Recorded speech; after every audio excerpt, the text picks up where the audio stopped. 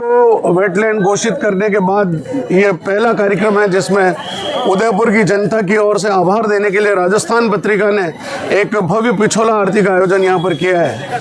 Wetland city का दर्जा मिलना एक बहुत बड़ी बात है। भारतवर्ष में केवल इंदौर के बाद उदयपुर को यह दर्जा मिला। पूरे विश्व में करीब 31 शहर ऐसे हैं जिनको वेटलैंड सिटी का दर्जा मिला हुआ है। लेकिन केवल दर्जा मिलने से कुछ नहीं होगा। हमारी एक महत्वपूर्ण जिम्मेदारी है कि इन झीलों के संरक्षण के लिए हम प्रयास करें। इन झीलों के रख रखाव के लिए हमारी भी नैतिक जिम्मेदारी बनती है। इसलिए राजस्थान पत्रिका ने समाज को जोड़ने के लिए आज सर्व समाज संगठनों को बुलाकर आरती करने का निर्णय इसीलिए लिया कि आप लोग भी अपनी जिम्मेदारी निभाएं। सरकार तो निभाएगी, लेकिन हम अपनी जिम्मेदारी की, ये हमारी पवित्र झीलें हैं। इसमें मत्स्य आखेट बंद किया, लेकिन फिर भी जिसे असंवैधानिक मत्स्य आखेट अभी भी जारी है, उसको भी रोकने की आवश्यकता है। और मैं समझता हूँ कि हमारे लिए एक गर्व की बात है कि वेटलैंड सिटी होने के बाद शायद कई सारे ऐसे बजट के प्रावधानों के साथ झीलों का संरक्षण होगा।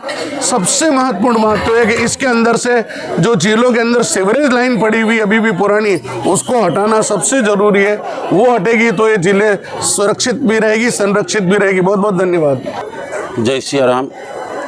जैसा कि आज फतेह सागर, एक मैं पूर्व सूचना दूं कि आज अभी ही 1 बजे मैं अयोध्या, खाटू श्याम और प्रयागराज होते हुए आज ही प्रयागराज से मेरा उदयपुर में पदार्पण हुआ।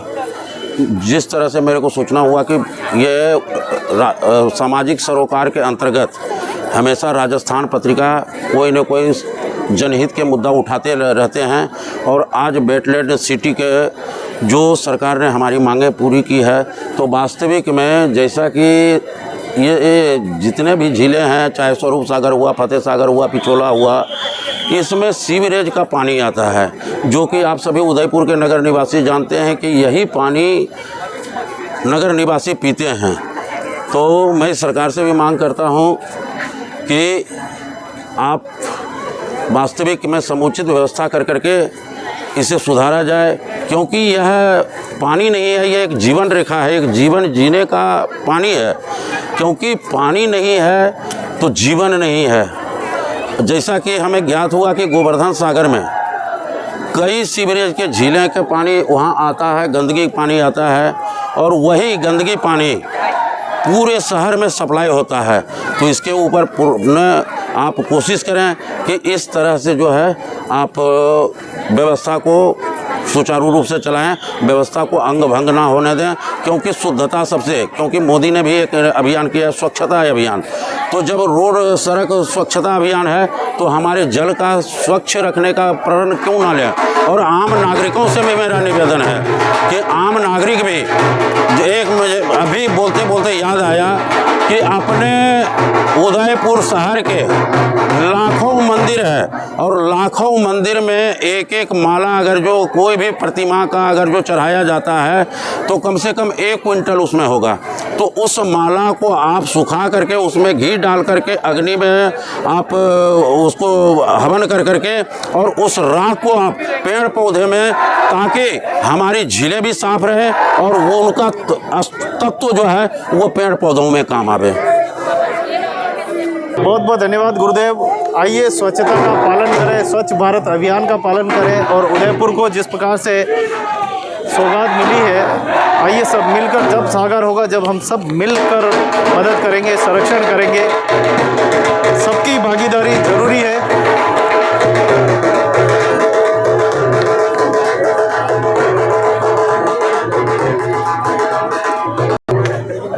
आज का जो ये कार्यक्रम है, इस कार्यक्रम का सबसे बड़ा हेतु राजस्थान पत्रिका की इस कार्यक्रम में विशेष करके साफ सफाई की व्यवस्था और इन सब कारणों को लेकर के आज ये कार्यक्रम आयोजित किया जा रहा है।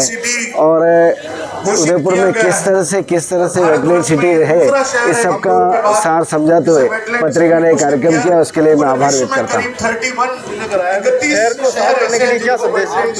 देखिए, इसके लिए हम आम लोग को जागरूक होना जरूरी है। हम हमसे प्रारंभ करें, हम एक दूसरे ऊपर डालें, आप ये करें, आप ये करें, प्रशासन के ऊपर डाल देते, वो नहीं, हम अपने आप से चालू करेंगे तो ये काम होगा।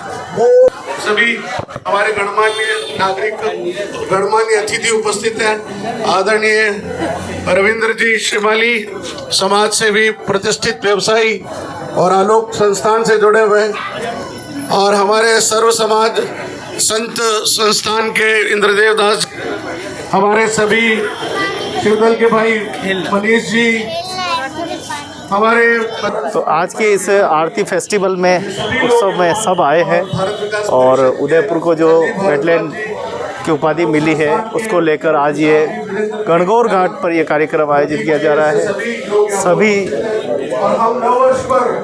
नगर के प्रमुख जन यहाँ मौजूद है, जनप्रतिनिधि सब यहाँ पर मौजूद है, स्कूल के प्यारे प्यारे बच्चे यहाँ मौजूद हैं। राजेश भारती जी यहाँ पर उपस्थित हैं। मैं सभी का राजस्थान पत्रिका की ओर से स्वागत करते हुए आप सभी से निवेदन करूं कि इस खत संध्या का आज हमारे सबसे बड़ा योगदान जो है आलोक संस्थान के विवेकानंद छात्रावास के बालक आज यहाँ पर आए हैं, जो देश के विभिन्न शहरों से, राजस्थान के विभिन्न स्थानों से यहाँ आए हैं और आज ये अपनी अलग ही वेशभूषा में यहाँ महाआरती के आयोजन में लग रहे हैं। इनका भी स्वागत है और कुछ ही देर में जिला कलेक्टर साहब संभवतः आज उनका ये अंतिम कार्यक्रम होगा, इसके बाद वो स्थानांतरण हो चुका है उनका। तो झील प्रेमी तेज शंकर जी पालीवाल साहब हमारे बीच में हैं और लंबे समय से झीलों के प्रति, पर्यावरण के प्रति संघर्ष करते रहे। ऐसे संघर्षशील व्यक्ति, ऐसे ऊर्जावान व्यक्ति जो कि व्यक्तित्व के धनी है, सोशल मीडिया पर भी आप हमेशा पोस्ट डालते हैं और झीलों को लेकर खास तौर पे। आइए, ये जो सौगात मिली है इसको किस नज़र से हम देखते हैं, इससे तेज पालीवाल साहब से ज़्यादा हमें कोई दूसरा नहीं बता सकता है। आपका स्वागत है हमारे चैनल पे, झीलों की नगरी सभ्यता संस्कृति मेवाड़। उदयपुर की झीलों को रामसर वेटलैंड में शामिल किया, ये उदयपुर की जनता के लिए एक उपहार है। लेकिन हम सभी उदयपुर के नागरिकों का एक दायित्व है कि हम अपने झीलों का सम्मान करें, जल की गुणवत्ता बनाए रखने में सहयोग करें। उदयपुर की झीलों में कई चुनौतियां हैं, कई संभावनाएं और कई कठिनाइयां हैं। आज उदयपुर की झीलों के आसपास का जो कैचमेंट एरिया है वो कैचमेंट एरिया इतना ख़राब हो गया है कि वृक्षहीन पहाड़ियाँ हैं, पहाड़ियों से भारी मात्रा में मिट्टी आ रही है, वो मिट्टी तालाब को छोटा कर रही है। हमेशा हर वर्ष लाल मिट्टी आने लग गई है। नागेश्वर डैम 1985 में बना था, 1985 के बाद आज दिन तक उसकी डिसिल्टिंग मिट्टी नहीं निकाली गई है। मिट्टी नहीं निकालने के कारण वो डैम भर गया है। उस डैम को मैं बनाने का मूल उद्देश्य जो था वो था कि पहाड़ों से आने वाली मिट्टी को रुक जाए वहीं और पानी झील में आवे। लेकिन आज ये है स्थिति कि झील में मिट्टी आ रही है, मिट्टी तालाब को धीरे धीरे छोटा कर रही है, तालाब को मार रही है। दूसरा, 8 तरह की जलीय खरपतवार झील के अंदर हैं, वो इस झील को किसी न किसी रूप में हमेशा छाई रहती है। आप पश्चिम के क्षेत्र में देखेंगे तो भारी मात्रा में जलीय खरपतवार छाई हुई है।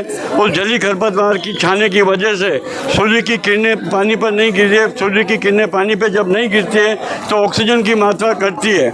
ऑक्सीजन की मात्रा जब घटती है तो जलीय जीवों को परेशानी होती है, बेचैनी होती है, घबराहट होती है। दूसरा, जिस तरह से झीलों का वैश्वीकरण हो रहा है, झीलों का जो वैश्वीकरण हो रहा है, इसलिए देश विदेश से आने वाले पक्षियों की तादाद निरंतर घटती जा रही है। दूसरा, हर रात भर यहाँ पर पटाखों की धमाक होती रहती है। चिंगारी वाले पटाखे आकाश में छूटते हैं, जिससे निशाचर पक्षियों का आना जाना बंद हो गया है। दूसरा, रात को पटाखे छूटते हैं, पटाखों की वजह से सभी पक्षी उठते हैं और पक्षियों को 3 गुना ज़्यादा आवाज़ सुनाई देती है। तो उदयपुर की जनता के लिए एक उपहार तो है ये, लेकिन एक चुनौती भी है कि हमारी झीलों को हम स्वच्छ, सुंदर और निर्मल कैसे रखें। गोवर्धन सागर में लगातार गंदा नाला हुआ ही रहा है अभी तक। गोवर्धन सागर ने उदयपुर की झीलों को प्रदूषण मुक्त करने के लिए करोड़ों रुपए खर्च हुए, लेकिन आज भी कहीं न कहीं हर रोज़ एक नाला गिरता हुआ मिलेगा आपको। और ये पीने के पानी की झील है। उदयपुर की झील के करीब 2 लाख के लोग ये पानी पीते हैं। पीने के पानी की गुणवत्ता को बनाए रखना नगर निगम का भी दायित्व है और हम नागरिकों का भी दायित्व है। नागरिकों का सबसे बड़ी जिम्मेदारी ये है कि कूड़ा कचरा, मरे हुए के बिस्तर, मरे हुए बीमार लोगों के कपड़े तक अंदर डाले जा रहे हैं, वो अगर डालना बंद नहीं हुआ तो जल की गुणवत्ता नहीं बनेगी। जल जब जहरीला होगा तो हम सबका जीवन भी संकट में पड़ेगा। ये जो उपाधि मिली है, क्या आपको लगता है साकार होगी? वेटलैंड में शामिल होना उदयपुर की जनता के लिए एक उपहार है, लेकिन अब ये उपहार के साथ हम उदयपुर के नागरिकों की जिम्मेदारी भी बहुत बढ़ गई है। उस जिम्मेदारी का निर्वहन हम सबको मिलकर करना पड़ेगा। प्रत्येक नागरिक को उसमें सहभागिता देनी पड़ेगी। बहुत बहुत धन्यवाद जयशंकर जी पालीवाल साहब, आपने बहुत ही झीलों के जुड़ी हुई बातें जो है वो बताइए। अब ये नागरिकों का कर्तव्य है कि वो कितना निभा पाते हैं और इन झीलों में गंदगी डालने से कितना वो अपने आप को जागरूक रख पाते हैं, ये तो समय ही बताएगा। लेकिन झीलों को साफ करने की रखने की जिम्मेदारी नगरवासियों की ज़्यादा बनती है। अगर वास्तव में किसी का घर का नाला या कूड़ा कचरा अगर झील में जा रहा है तो तुरंत प्रभाव से रोके, नहीं तो ये आरती करने से कोई लाभ नहीं है। पहले अपने घर से प्रेरणा लेनी होगी कि मेरा कचरा, मेरा कूड़ा किसी की जान तो नहीं ले रहा है, या मेरा घर का कचरा किसी झील में तो नहीं जा रहा है। ये सबसे पहले देखना होगा, समझना होगा, तब जाके हम एक सुंदर और एक स्मार्ट सिटी, एक स्वच्छ भारत अभियान की पालना कर सकते हैं। वास्तव में धीरे धीरे जिस प्रकार से जागृति आ रही है, अभी भी और भी ज़्यादा जागृति की आवश्यकता है। एक ज़माना था जब इसका पानी हम पी लेते थे, सीधा पीते थे, और यहाँ से आपने देखे होंगे आज से 100 वर्ष पहले महिलाएं मटके भर के पानी ले जाती थी अपने घर के पीने के लिए, आटा गूंदने के लिए, सब काम में पानी आता था। लेकिन ये धीरे धीरे जहर घुलता गया, केमिकल आता गया और आज ये पानी रासायन जैसा बन गया है। डर लगता है एक घूंट भी पी लो तो हो सकता है कि बीमार हो जाए। तो आइए सब मिलकर उस पानी को उसी ओर ले चले जहाँ हम पहले 100 साल पहले इसका पानी पीते थे और बड़े बड़े चाव के साथ महिलाएं पानी भर के ले जाती थी। जल है जीवन है, जल का मूल्य उस समय समझ में आता था। आइए सब इस युग में भी हम पानी को स्वच्छता करके हम अपने जीवन को और अपने आने वाले भविष्य को सुरक्षित करें। आप सभी को झीलों की नगरी से ये बड़ी खबर, आप सभी को बधाई और शुभकामनाएं भी। आइए झीलों की नगरी एक बहुत ही अच्छे प्रोजेक्ट में आई है, उसके लिए बधाई और शुभकामनाएं। इंदौर के बाद उदयपुर आई है तो इसके लिए बधाई और शुभकामनाएं। आइए सब मिलकर स्वच्छ भारत की पालना करें। बहुत बहुत धन्यवाद।